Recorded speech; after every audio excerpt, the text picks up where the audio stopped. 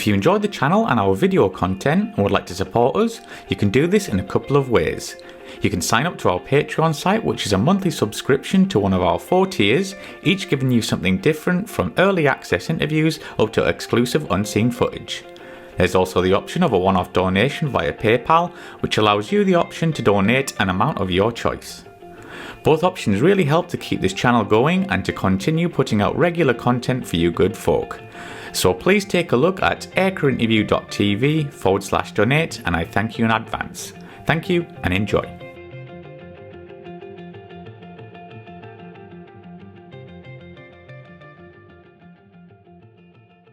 We're going to move on to your time on Typhoon. So this is fascinating for me.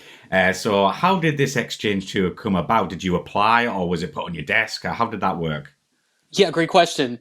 So we're aware that there were exchange tours available to most USAF pilots, but the Raptor community was still, at that time, still reaching its maturity because from its initial ops capability in 2006-2007 timeframe, once the jet reaches frontline squadrons, they need to build up the community. And as I mentioned before, a lot of members migrated over from the F-15C, and then you've got people who are native-born Raptor drivers like myself, and so it takes time to actually populate the community of Raptor pilots so that you have enough to be able to enable those pilots to be able to explore other career options. And so at that time, to my knowledge, no other Raptor pilot was able to go on an exchange tour because of what I was talking about, that the community was still being built up.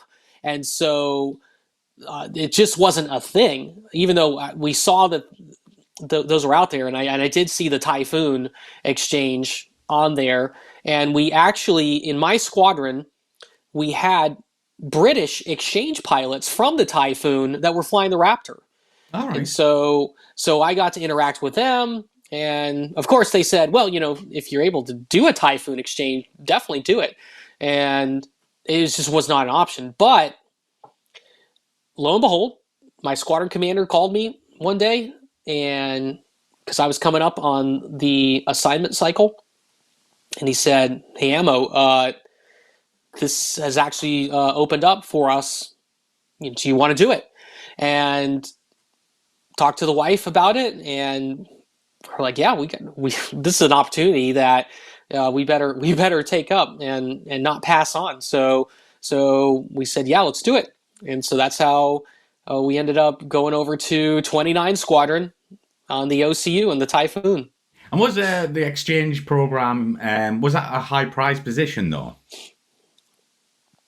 It would, for the most part, I would say yes.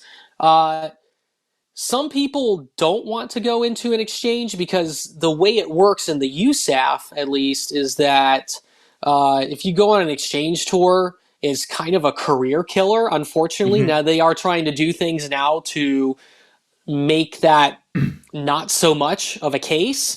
But at least back then, if you go on an exchange tour, it's very hard to get back into your original jet because you've been out of it for a certain amount of years.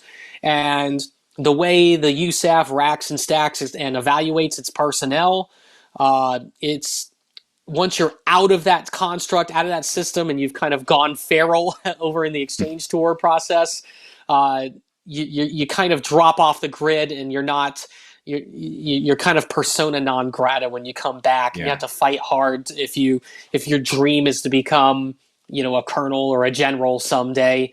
Which, truth be told, for me, that wasn't really my dream. I just wanted to fly jets, and I wanted to serve my country in that way.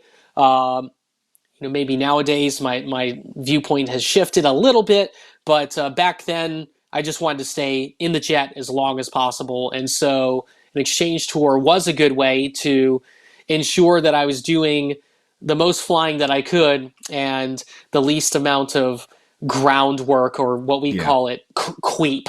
Creep is any kind of non-flying admin or paperwork that is a necessary evil for us to be able to earn our next sortie in the Yeah, jet. you didn't want to fly your desk, essentially. Nope, nope, I didn't want to. So the Yeah. exchange tour made sense in that case to do something that no other Raptor pilot, to my knowledge, was able to do at that point. And since I had already interacted with several Typhoon pilots in the 94th, it also made that transition actually a little bit easier because they were able to help me find a house and help connect me with some mutual connections in the area, so that it just made sense for us to accept that offer. Yeah, and we're going to get into that because that's kind of fascinating to me as well. But did you get a chance to go over for a visit before you shipped everything over it, as it were? No, no. Mm. So the house we moved into was the first day we moved in was the first day we saw it, but thankfully because that house we moved into was recommended to us by the exchange pilot in the 94th. He'd actually been to that house, and he knew the owner of the house. We felt confident that something like that was less of an issue. We did go in the Raptor over to the UK. We did a detachment out to RAF Lakenheath, Oh, wow. and and that's actually where I met a lot of my future squadron mates on that detachment. Also at that trilat exercise at Langley.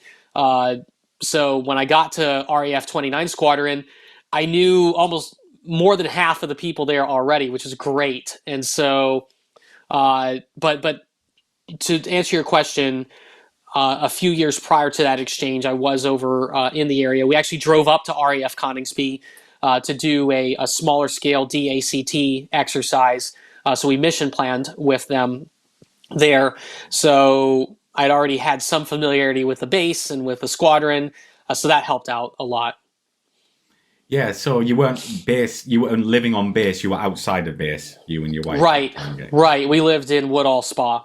Nice little town. Oh, lovely, lovely. Yes, Yes. very nice.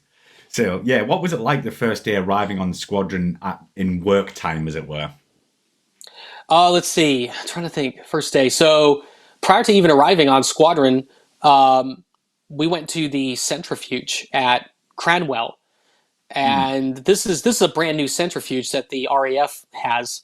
Uh, it's different than, well, I think now, to be fair, I think now the USAF has built a new centrifuge that is in a similar concept. But think of a full motion flight simulator that's been integrated into a centrifuge pod.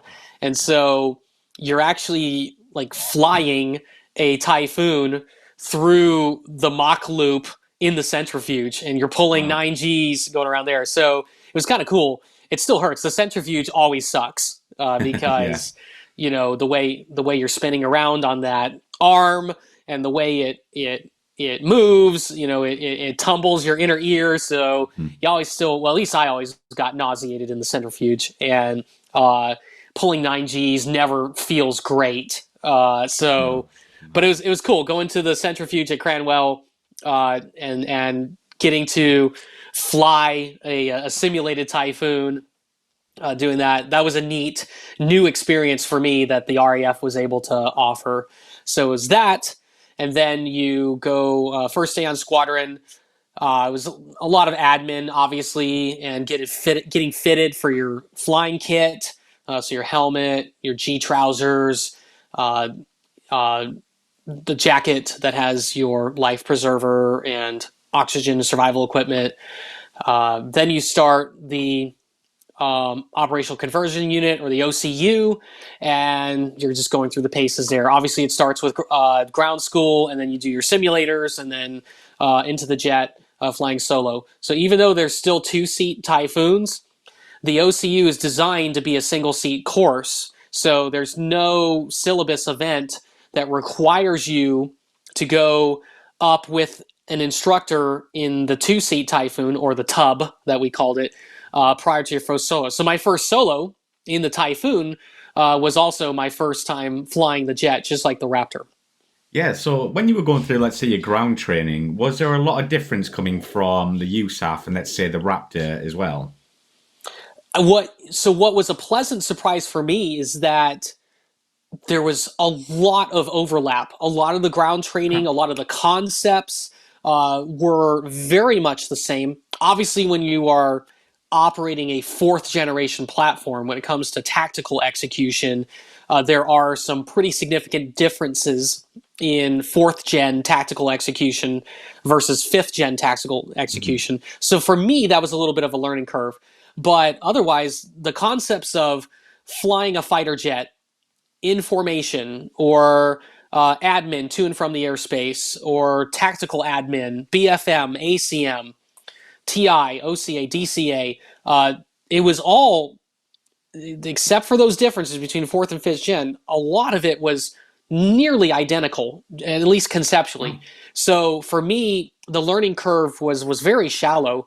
The thing that took a little bit getting used to was obviously you all speak a different language than we do, so getting used to it's not patterns, it's the circuit. So all the references, all of the terminology is very different, and so it took me a while. Even going from pounds for measuring your fuel to going to liters was a little bit of a change for me. So I think I said pounds quite a few times for when I communicated my fuel state.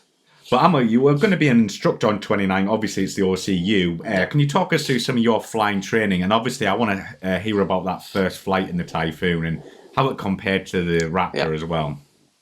Well, I'll tell you what. In the F-22 especially, we do not like flying as a community and as tactically executing the jet. We don't like flying the jet at a very, very low altitude. So the lowest I ever flew the Raptor ever was 500 feet AGL, and this was over in Alaska, and this was our low altitude checkout flight. Otherwise, we almost never flew the jet below 1,000 feet in our training sorties. And so now fast forward to when I'm in my first flight in the Typhoon, they're pretty much like, yep, you're cleared to go low level, 250 feet AGL. And I've never, ever flown a fast jet, even below 500 feet. And so I'm like, are you kidding me? You're going to let me go and fly this jet at half the altitude that I've flown before? They're like, yeah, you did it in the simulator just fine. You know, you're cleared. Yep. You know, don't crash. Have fun. See ya. So that was great. And then I was like, okay, yeah. And who's chasing me? Who's my instructor? They're like, no, mate, you're solo. You're going by yourself. I was like, wait, there's no instructor chasing me in another Typhoon, really? And so it was a true solo experience. I just basically had to show the duty authorizer my flight plan. Obviously, I had an instructor that was grading me, who was going to watch my tapes and who was there during my mission planning process, making sure I was doing all that correctly. But otherwise, you know, once you kit up and you sign out, you're on your own, and that was pretty fun to just be able to get handed the keys to the jet, and they basically trusted you to do the right thing. So, yep, I went low level.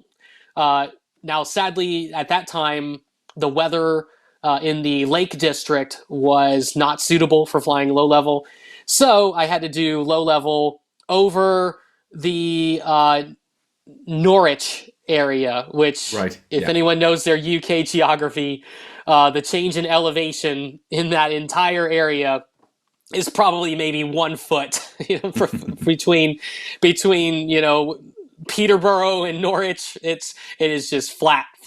But still, I was flying 250 feet above the ground at 400 knots, and it was still a rush and a thrill to get to do that. So that was a stark contrast from what I had done in the Raptor, where the Raptor is very, very comfortable up at 30 and 40,000 feet, and that's kind of where we were. Whereas here in the Typhoon, we're raging around at 250 feet. So that was a cool experience.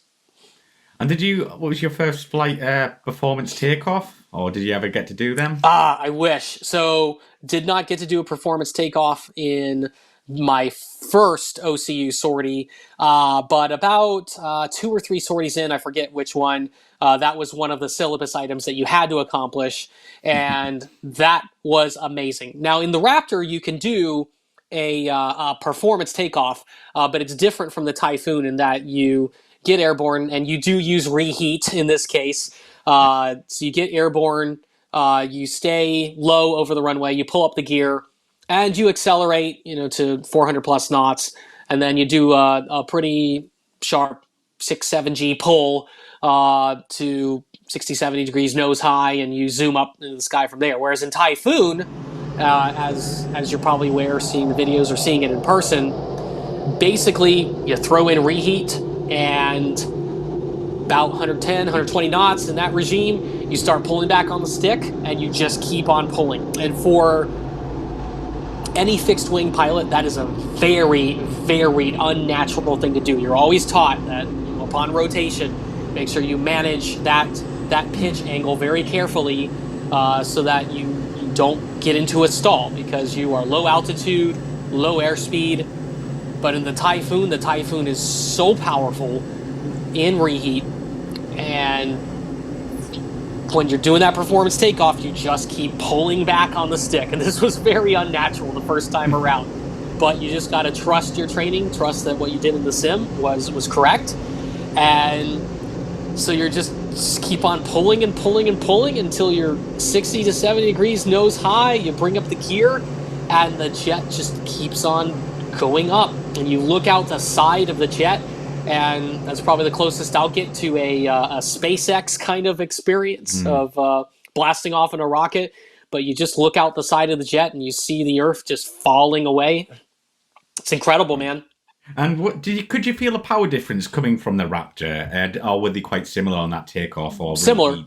Similar. Yeah, right, yeah, similar. Because the Raptor is a very large, very heavy jet, relatively speaking, for a fighter. I mean, you're talking 70,000 pounds, which what is that? 30-something thousand kilos. So it's a big jet. It's the size of a tennis court, and so but its engines were similarly very powerful.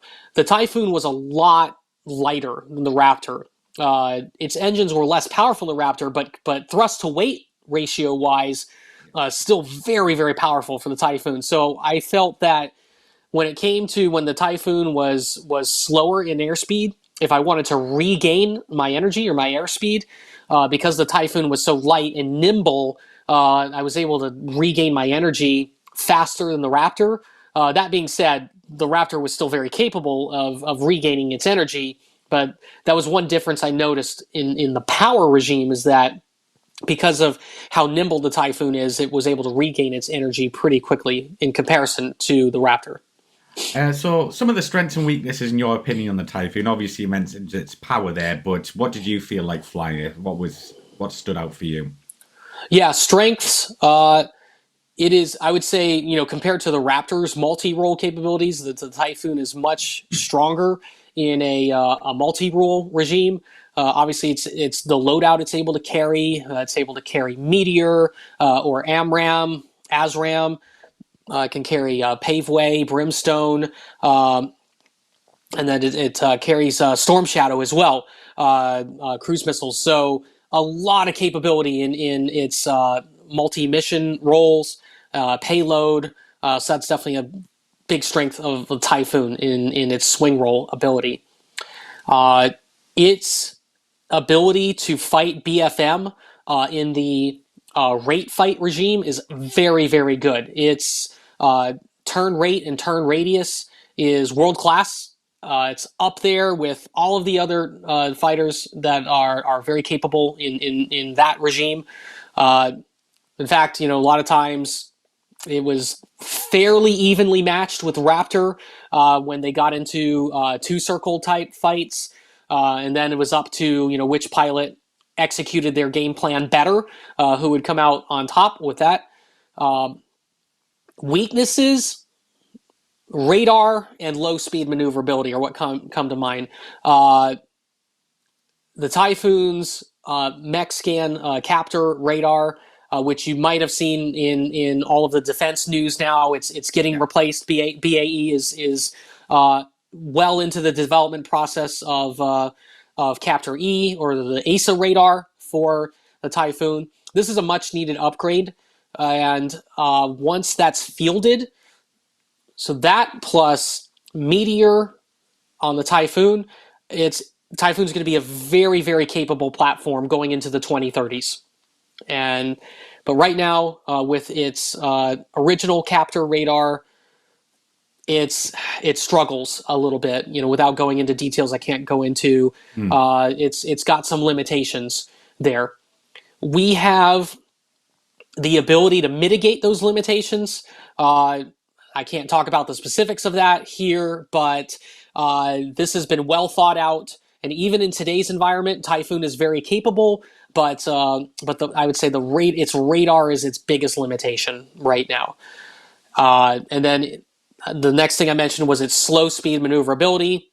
If you get the Typhoon slow, because of its design, it just can't hang in the slow speed regime like jets like the Raptor can. In fact, if you get slow enough, the flight control system will actually take over the jet and recover you automatically against your wishes to a higher speed regime. So you have to be very careful when you are dogfighting or doing BFM that you don't allow yourself to get too slow. And I won't go into any numbers of how slow that is. It's pretty slow, to be fair. So, but still, when I fought Typhoon in the Raptor, if I was able to select a game plan that allowed me to capitalize on Raptor's slow speed handling versus Typhoon, oftentimes I was able to win that BFM engagement in the Raptor. Brilliant stuff. And obviously, as an instructor, you mentioned we speak different languages. How difficult was that teaching, students? That must have been some getting used to there. A little bit. I felt that I adapted pretty quickly, so I didn't quite develop a British accent, but I think I got there in a decent amount of time. And so honestly, Mike, instructing in the Typhoon was one of the highlights of my career. I so enjoyed sitting down with, a young lady or gentleman that's just out of pilot training, just got out of Valley in the Hawk, and they were ready to convert over the Typhoon, and taking them from Hawk and getting them to a point where they could competently fly and employ the Typhoon was such a rewarding experience. Some of my students, several days out of graduating the OCU, were already sitting on alert. And some of my students have been involved in combat already, in the operations that we're reading about over in the Middle East. And actually almost all of them have been involved in Operation Shader, which we know about. And so to know that I've taught students in the Typhoon and they've gone on to successfully employ the jet in real world scenarios, it brings a lot of professional satisfaction to me. And like I said, it's one of the highlights of my career. As an instructor, do you teach every student from day dot until they basically finish and go on to the frontline squadron? Or do you say, I'm the air-to-air bit as an instructor, air-to-ground? How does that work, Amo? Yeah, great question. So, yes, they recognize, the leaders at 29 Squadron recognized that I had very limited air-to-ground experience relative to Typhoon's air-to-ground capabilities. So they mostly kept me as the air-to-air instructor. Thankfully, a very large portion of the syllabus is air-to-air. So they kind of made me one of the TI gurus. And I worked a lot in helping redevelop the BFM, ACM, and TI courseware for that. So that was very rewarding as well. as a NATO ally, both the UK, US being NATO, another big reason for these exchange tours is the crosstalk and working together to try and get our tactics, our communications, so many variables to align better so that in these real world scenarios that are happening, we can interoperate much more effectively. And so to get to be a part of that process from kind of the ground level where we're teaching the students their first combat training experience, again, very rewarding. I'm very grateful that your country trusted me to enter into that environment and train your brand new pilots in those type of things. It was just a great time. And did you have to kind of switch out of your Raptor head, or could you bring in your own experience into the Typhoon force, or they were like, nah, we don't want your information? Like, how did that work? Thankfully, they were very enthusiastic about my prior experience in the Raptor and what I could bring from at least the air-to-air side. As I said before, 5th gen execution and 4th gen execution, there's a lot of differences. But once I got comfortable with Typhoon's brand of execution in the tactical environment, I was actually able to, within the limits of the classifications, I was able to, help contrast that and be able to, because I knew how 5th gen was employed, I think it actually helped me better teach and explain the rationale behind 4th gen employment. So they definitely were keen for me to bring in whatever I could. Obviously, I had to stay within, like I said, the classification limits. There were aspects of the Raptor that I had to keep to myself, but there was a lot in, especially in that interoperability type construct or fighter integration, as we call it formally, FI. They wanted me to bring that to the table and make sure that the newest Typhoon students were learning that from day one. And we're going to get on to DACT. Did you ever get to fly the Typhoon against any of the European guys over there? Hornets? Yeah, anything like that? I got to fight the Swiss Hornets, and that was a lot of fun. I mean, it was a lot of fun because I won, but that's because, again, I was taught well in the Typhoon. I was taught how to employ it in where Typhoon is strong, and I was able to employ it in that manner, and I was able to win. The pilots I flew against, if you're watching this, y'all, I promise y'all put up a great fight. But it's again, Typhoon is very strong in the BFM environment if you keep it where it's strong, and that's what I did. And Typhoon was a brilliant platform in that case. Didn't really get to fight Rafale or F-35, unfortunately. There was one time that we were doing some DACT TI against the Lightning out of Marham, and I tried to kind of coax them into a BFM engagement, but they're like, sorry, we're out of gas. And so I was like, man. So no. that was my one chance to fight Lightning in the Typhoon, and so that's that. So the gents, if the gents who were in the F-35 that are watching this, I've got a grudge. That's just the one thing I wanted, and y'all had to just go home with that. Oh, we're out of gas excuse. Yeah, they ruined it. Great stuff. But before we move on to the social side here, Ammo, do you have any memorable stories from your time on Typhoon you can share with our viewers? Lots. Wow. Give us a few. Honestly, besides instructing in the Typhoon, some of my favorite flights in the Typhoon, if I'm going to tell stories, is flying low level, especially through the Lake District and flying low level in Scotland. That was just something that I didn't have a chance to do, either in the T-38 or the Raptor. I mean, we flew low level, but not quite through the type of terrain that's in the northern UK. So story time on my last flight on the Typhoon. There, it was with a student, and it was the low level sortie. So we had this grand low level planned to fly through the Lake District and then fly low level through Wales. Sadly, the mock loop was still off limits to Typhoon at this time. They opened it up about a week later. And so I'm like, they waited until I was done with Typhoon, and then they reopened the mock loop. So so if the person who made that decision is watching this, I have a grudge about that as well. But I couldn't have asked for a better final flight, or finny flight as we call it, in the Typhoon. Just raging around in the Lake District, and then going down to Wales and flying through there with the student.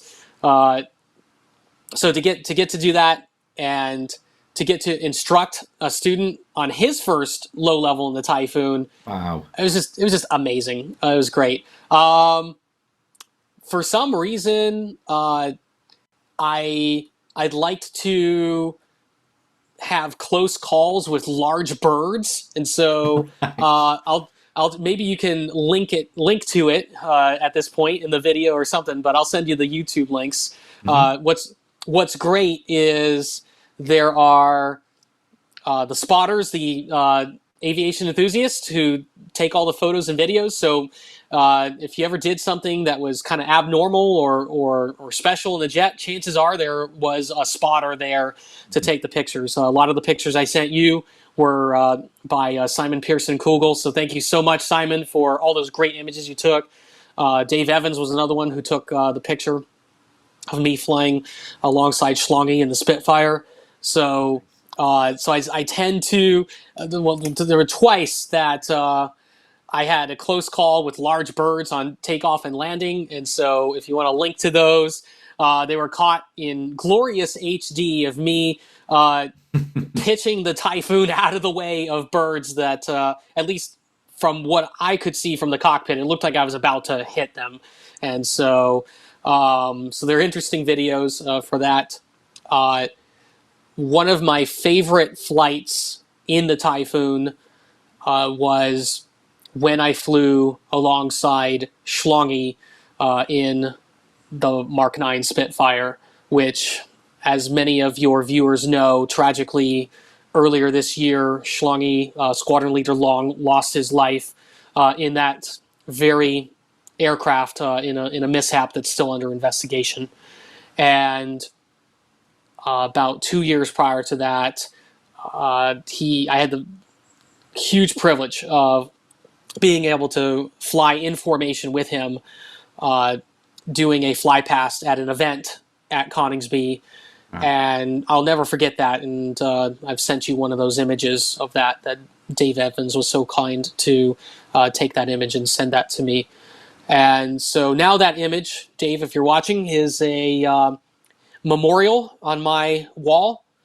And so to Schlongy's memory, if his family is seeing this, just an absolute legend of a gentleman, and he's sorely missed. Yeah, great guy.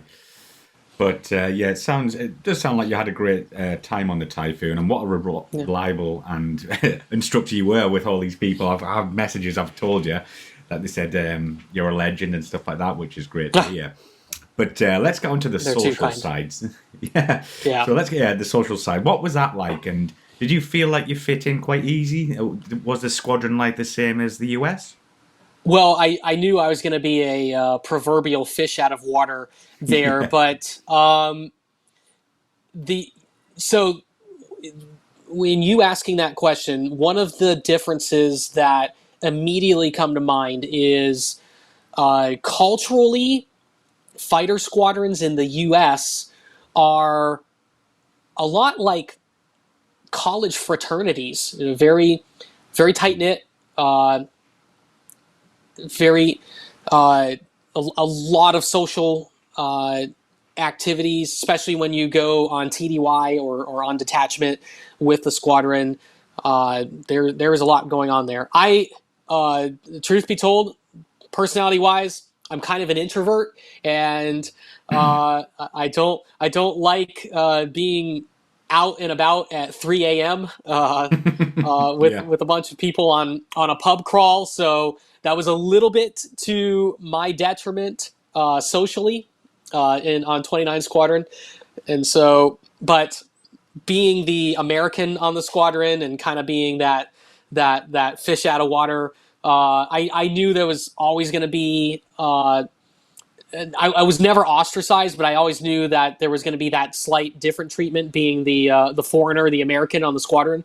Yeah. But I always loved the banter that I got because they were fine with me doing my Boston Tea Party banter, and they were fine dishing out a lot of banter about especially American politics, which we won't go into here. No. But we had some great serious discussions and some great just fun and informal banter between us. So in the end, I felt like I got along really well with the other pilots in the squadron and the students. I just think back very fondly with all of the times and the flights that I had with my mates on the squadron. I cherish those memories. I look forward to whenever I can get back over to the UK. As we've discussed prior, I've been back to the UK a few times since we've moved back to the States.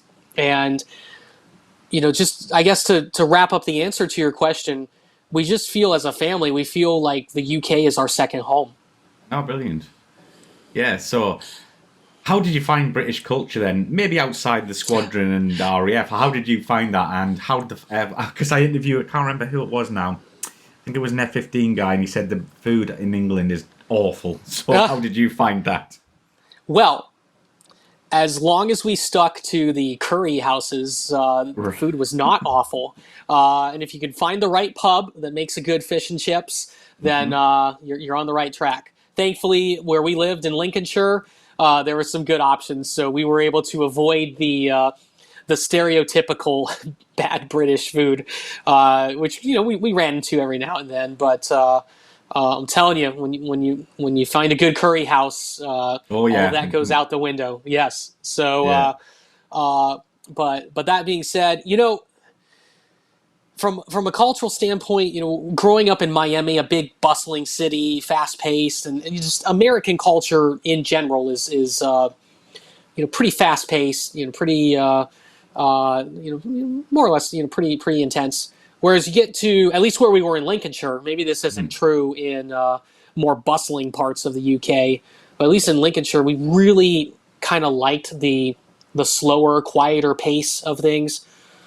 Sometimes it was annoying because, maybe stores wouldn't be open when you wanted it to, or, the closest larger town was Lincoln, which was about a 45-minute drive from Woodall Spa or Coningsby. So, but just overall, that slower and quieter pace of life was refreshing, and it was nice. I'm a history nerd. I was really geeking out to the Lincolnshire aviation heritage. They call it bomber country there. Yeah. So to just visit the old World War II airfields and to go to Duxford and just to see all of those historic sites that you would read about and see in the movies, and then to get to operate a Typhoon over all of that and just kind of imagine, this was the same landscape that the pilots in the Battle of Britain saw. I mean, as a history nerd, I really geeked out to that. That was very rewarding to get to be a part of all of that. And do you still keep in contact with people you met over here, like squadron mates or people even outside the Air Force? Yeah, I do occasionally. I'm still on a meme chat where I see memes that some of the instructors are posting. So if y'all are watching this, thanks for letting me stay in on that meme chat. I still laugh at the memes that the instructors post on there. But especially if I'm about to do a trip over to the UK, I try to reach out to some of the old mates there and see if we can meet up. So Yeah, it's difficult, as you know, when you move back to the States and you're geographically separated, and then there's the time zone difference. It is difficult, even in today's social media age. Difficult to kind of stay in touch, but I try to when I can. So overall, what was your favourite thing about flying Typhoon and living in Britain? All right, favorite thing about flying the Typhoon, not to sound like a broken record, but instructing in the Typhoon, as I said before, being trusted by your country to take brand new pilots out of flying training and make them Typhoon pilots, extremely rewarding. The history, definitely the history. Taking my daughters to castles and uh, driving through the real beautiful parts of the country, like driving through parts of Scotland, parts of Wales. We were able to take a trip over to Northern Ireland as well. Just kind of seeing sights and sounds that and being able to experience the history that frankly isn't available to us in the States, being a relatively young country that the United States is. But for one example, there's this pub near Woodall Spa called the Bluebell, Yeah. and this pub's been around for something crazy, something like 800 years. Can't believe it. And then you walk in this pub, and it's got these coins that are embedded in the ceiling timbers.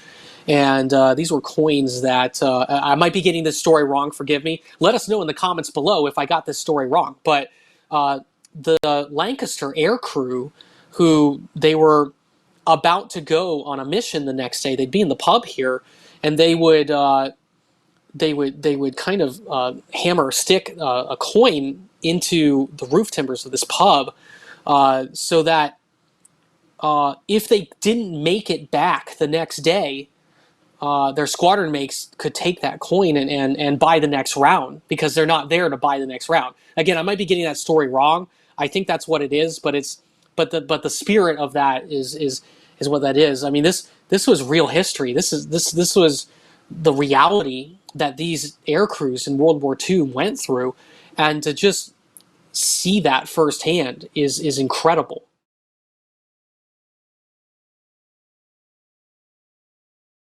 Well, we got a few fun questions I've seen posted All right. online, and a couple of personal ones to wrap up here, Amo. So I'm not going to say the names who's put them in, but did you enjoy the Typhoon display while you were there? I did, yes. Partly because I knew the pilots personally, so if I ever saw them mess anything up, I could always banter with them after. But it was good. In fact, one time I got to fly in support of the display. I went with Sainty over to where was it?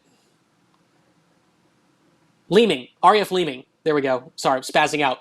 We took a pair of Typhoons. So Sainty was flying Blackjack, and I was flying one of the regularly painted or normally painted Typhoons up there.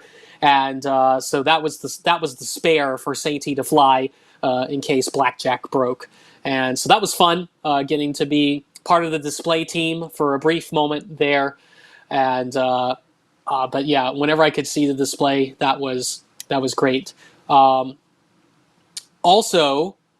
I got to be a part of the King's birthday fly pass. Now, I wasn't in the actual flyover over London, over the palace, but I was the air spare. So I was in trail of the entire formation. Wow. And if you remember, it was the formation that spelled out the CR over London. I don't know if you saw that on television, but I was the air spare. So in the warm up, in the lead up to that, in the week prior, I had to kind of practice flying in the different positions of the letters. So I flew in both the C and the wow.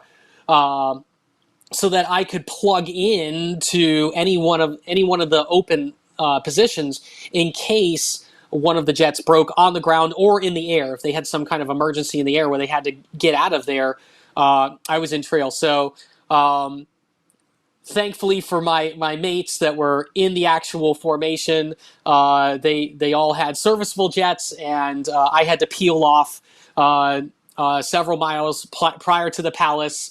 But a bunch of proper Brits got to fly the fly past over London, and so you didn't have a fake like me flying over the Royals in that.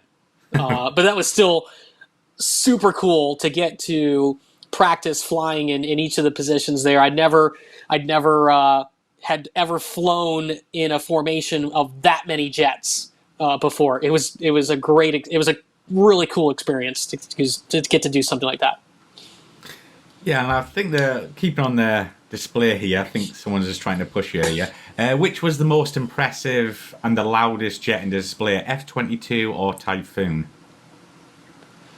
Okay, so sorry to all of my British mates, but I'm gonna have to give the nod to the Raptor as far as Raptor display versus Typhoon display, and that is because of the Raptor's super maneuverability capabilities.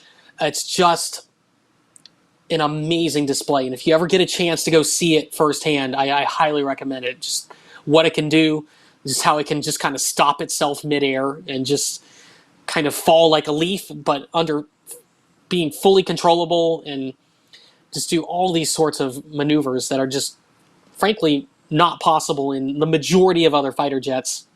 I got to hand it to the Raptor on that one. Yeah, I seen the Raptor. I saw it in Singapore when Cabo was displaying. Oh, Incredible. nice. Absolutely Nice. incredible. So yeah, I think the Raptor's kind of edging it, I suppose. Yeah.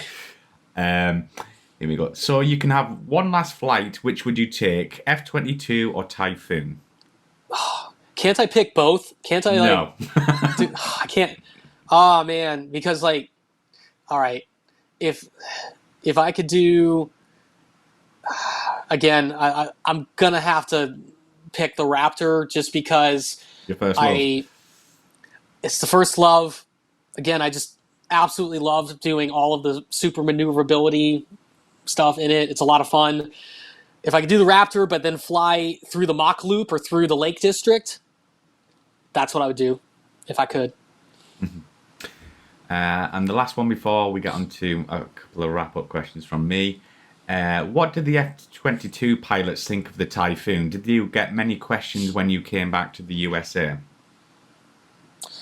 A few questions. Again, it's mostly kind of an unknown quantity as far as the Typhoon because the opportunities for DACT are limited. Obviously, Typhoon is is a pretty frequent visitor to Red Flag and some of the other exercises that we've done, such as Trilat. So I'd say a fair amount of Raptor pilots have gotten to fly alongside Typhoon, but I think Typhoon can still prove itself on the world stage, especially once it gets the ESA radar in there and the full capabilities that they are actively right now developing for it to interoperate with Lightning, with USAF platforms. I think in the coming years, I personally think Typhoon's prime is on the horizon.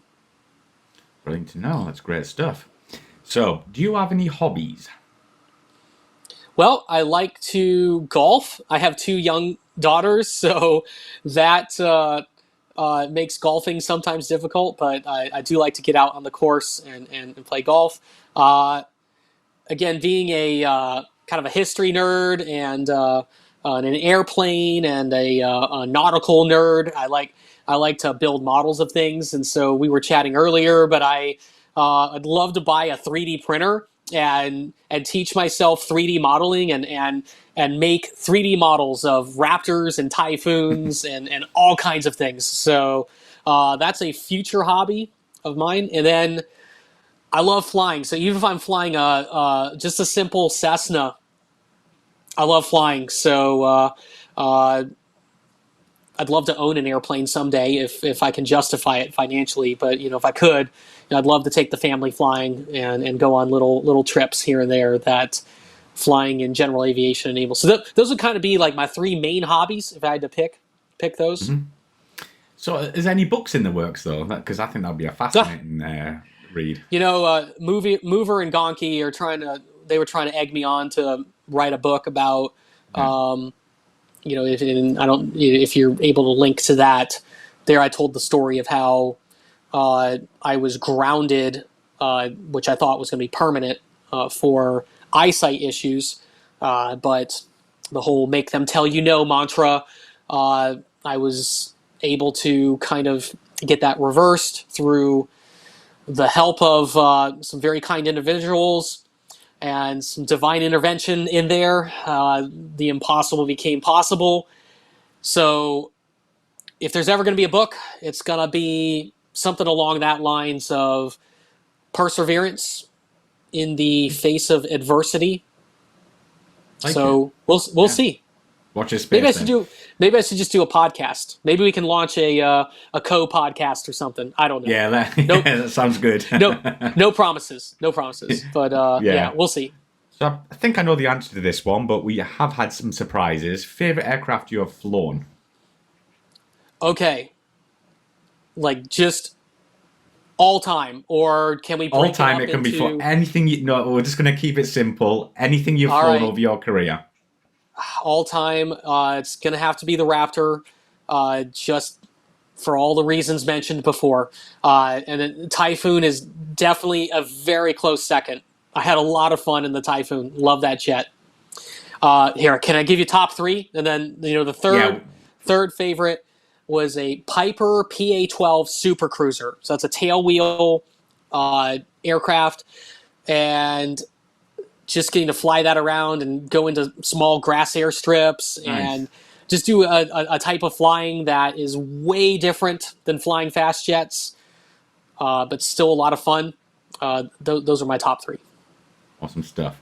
One you wish you could fly, either past or present? Oh, good question. All right. I always liked the F-15, and then This is not going to surprise anyone. I wish I could have had a go with the Tomcat, the F-14, just because of growing up, Top Gun, just to do a cat shot off a carrier and then a landing on the carrier with the F-14. That would be something that would be a bucket list thing for me, but not possible. But that's okay, because the Raptor definitely, in its own unique way, was a very fulfilling experience, as was the Typhoon. So last question, can we find you online? Are you on Instagram, Twitter, anything like that? Okay, I do have a profile on both. Now, I don't really post much of anything to it, especially now. I'm kind of doing. I'm still flying for the U.S. Air Force, but believe it or not, I'm flying Civil Air Patrol Cessnas. So I've circled back to my roots. So there is an Air Force organization that works with Civil Air Patrol. So I'm flying Cessnas again with them. Not quite as exciting as fast jets, but it's a quieter, slower pace of life. But is it Instagram worthy? I think I'm going to let the younger generation that's followed behind me take over now and post all the interesting content there. But happy to keep doing these kind of chats with you and others. Absolutely. Well, Amo, thank you very much for coming on the show. It's been an absolute pleasure to hear a bit about your story. And I'm sure our viewers are really going to enjoy the interview. Really enjoyed chatting with you, Mike, and hope we can do it again. All right? Cheers. Cheers now.